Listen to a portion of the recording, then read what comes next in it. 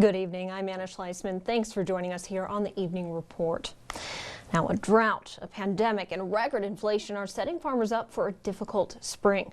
Those from North Dakota and Montana are in Williston for the National Hard Spring Wheat Show. Michael Anthony joins us now. Michael, it sounds like planting was a main topic of discussion. That's right, Anna. Though we flipped our calendars to a new year, farmers are still dealing with the historic drought that persisted since 2020. Today, experts outlined weather forecasts, weed and pest control, and price outlooks. It's no secret that 2021 was not a good year for many farmers. Over where I was at, I don't know that it could get a lot worse. Between the heat and the dryness and the grasshoppers that moved in late in the season, it was kind of a combination of everything bad. Drought conditions that began in the summer of 2020 led to a historic shortage of moisture in 2021.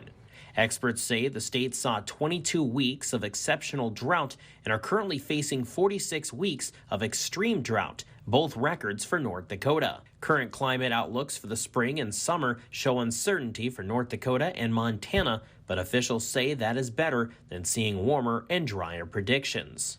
The break of the pattern is here, so I am optimistic that the next growing season is not going to be as bad as what we started in 2021. For now, farmers are cautiously optimistic as they prepare for this year's planting season.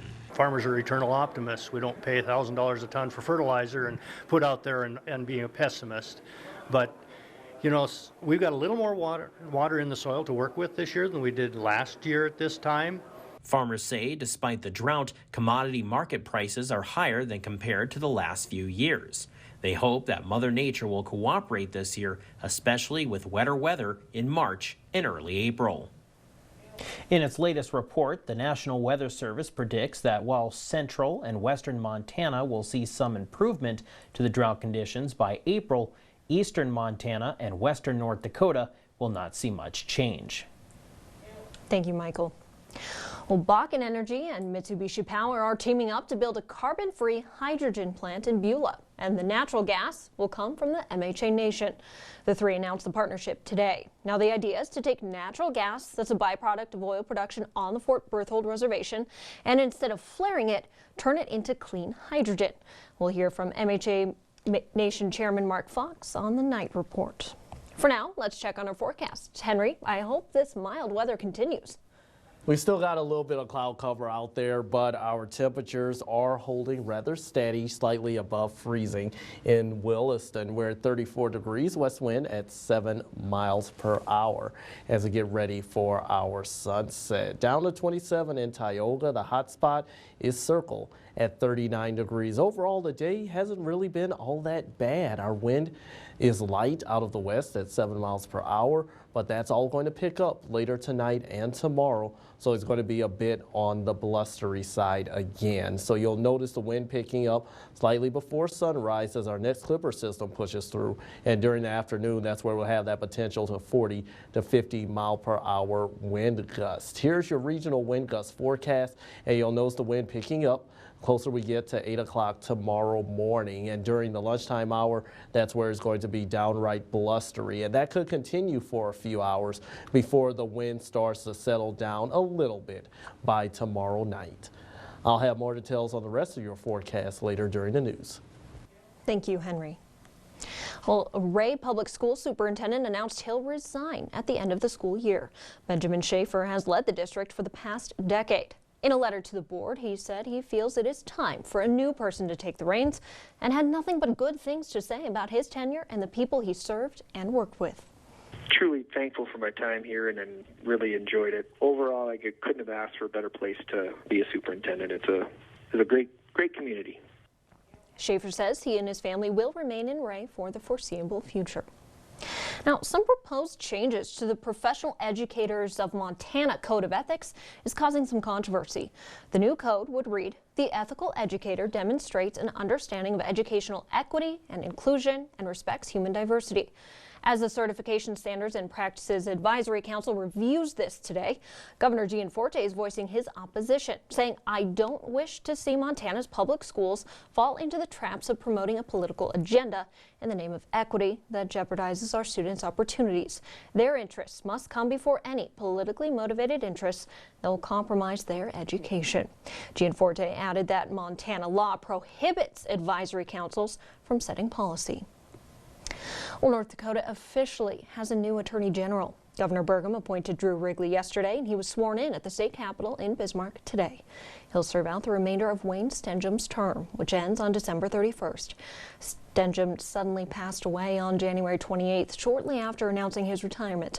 Wrigley announced his candidacy for the role in December and says he's excited to serve. What a privilege. What a privilege. I see this as joining them and the honor of working with them on behalf of the people of North Dakota. Wrigley was lieutenant governor under Jack Dalrymple, and Presidents Bush and Trump appointed him as North Dakota's U.S. attorney. He's now the state's top law enforcement officer and will oversee 250 employees. Now, most of the state's 1,700 licensed attorneys work in the most populous counties, but the state legislature passed a law a year ago to combat the problem. It offers an additional $9,000 a year for 5 years for lawyers to practice in rural areas. We've all been through enough of those calls to recognize that although it's convenient at times, especially for follow-up things, a person that needs an attorney needs to be able to speak with somebody and have a level of trust, and that's difficult to do when you can't meet with a person. The application deadline is March 31st. Now, as we continue to see health, social, and economic side effects from the pandemic, there is some good news. New COVID cases are dropping here in North Dakota. The positivity rate is just under 10%, and active cases are down to about 3,500. 136 people are hospitalized, and that's down nearly 40 from this time last week. Vaccination numbers haven't changed much at 53.4%. Nearly 46% are boosted. And 54% of Montanans are fully vaccinated, and cases are dropping there too. Active cases are down to about 8,400, 309 are hospitalized, and deaths have now breached 3,000. Now, during this last surge, hospitals across Montana have had to call in the National Guard as they are so short-staffed. Now, the state has launched a healthcare recruiting website. CareInMontana.com highlights an innovative health workforce recruitment program. Claim allowance for relocation expenses, or CARE. It offers a reimbursement of up to $12,500 for moving expenses, adding 35% to offset any associated taxes for those who commit to working in the state for at least a year. Now, when tragedy strikes, sadly, so do scammers. That's what seems to be the case as people look for treatments and cures for COVID. The FTC says it's identified hundreds of examples of online ads pushing products that aren't what they seem. Sandra Jones reports. When it comes to the fight against COVID-19, knowing the facts is half the battle. The Federal Trade Commission is helping consumers with that fight by cracking down on treatment misinformation.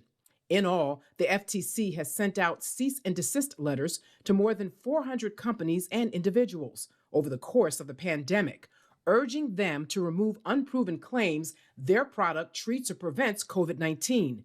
Nearly a third of those notices included were from the FDA. If the companies don't comply, they could face legal action or fines. Many of these marketers are in what I would call like the natural product space, where they tend to appeal to people who do not either don't trust or would prefer not to use allopathic medicine. FTC staff attorney Christine DeLorme says one major thing for consumers to know: if there's a medical breakthrough, you won't hear about it for the first time in an online sales pitch. Do a little research, maybe do some Googles, look for consumer reviews, complaints. It can be really hazardous buying from a site you've never heard of because you just don't know who those people are or if they're going to deliver. The FTC warns there is no scientific evidence backing claims that treatments such as vitamin C infusions, herbal remedies, teas, juices, and nasal sprays prevent or treat COVID-19 or the Delta or Omicron variants. One expert we spoke with said introducing these treatments could lead to serious side effects. That's really where talking with your individual doctor about your individual circumstances is important because every patient's different. Leanne Hilton Gravitt is an internal medicine pharmacy specialist. She says those bogus treatments could come with high risks for someone with a compromised immune system. So let's say diabetes, hypertension, renal disease, and a lot of those things can actually be worsened by using these other agents. Bottom line, the FTC says the best practices for up-to-date information on COVID-19 and its treatments are the CDC and FDA websites. The FTC says if you bought fake COVID treatments, it may be tough to get your money back. Always talk to your healthcare provider or doctor before you try any product claiming to treat, prevent, or cure COVID-19. If you suspect fraud, tell the FTC at reportfraud.ftc.gov or call 1-877-382-4357. With this consumer crackdown, I'm Sandra Jones. For a list of those who the FTC has warned, visit reportfraud.ftc.gov. Now, the McKenzie County Sheriff's Office wants people to be aware of a local scam. In a Facebook post yesterday, it said someone is claiming to be Sheriff Johansson and demanding Venmo payments, threatening arrest. If you receive such a call, contact dispatch at 701-842-6010. Well, this February, give your heart to a nonprofit. I'll explain after this. February 14th is about who you've given your heart to. The 10th is about giving to others. Tomorrow is Giving Hearts Day, which began in 2008 as a fundraising opportunity for charities and nonprofits. 6 in the Williston area are participating this year. From recreation, education, and supporting those in need, officials say these funds go a long way. For our foundation, it will help our next brain cancer warrior that we're going to help support, and that's what we're kind of looking to do, is try help more brain cancer patients through their journey. And this Giving Hearts Day is just a great opportunity, and we're so very thankful to be a part of it this year. Visit givingheartsday.org for a full list of participants. Well, the Sydney Eagles are off to state wrestling, but first they talk to John Cole. That's next. How about those Eagles? Oh my goodness, that'd be so cool. The if they brought home Celtics number of 5. wrestling in there in Montana. Exactly. All right, good luck to them. Thanks so Sure. much. We'll be right back. Thanks for joining us, and we'll see you tonight after the Olympics.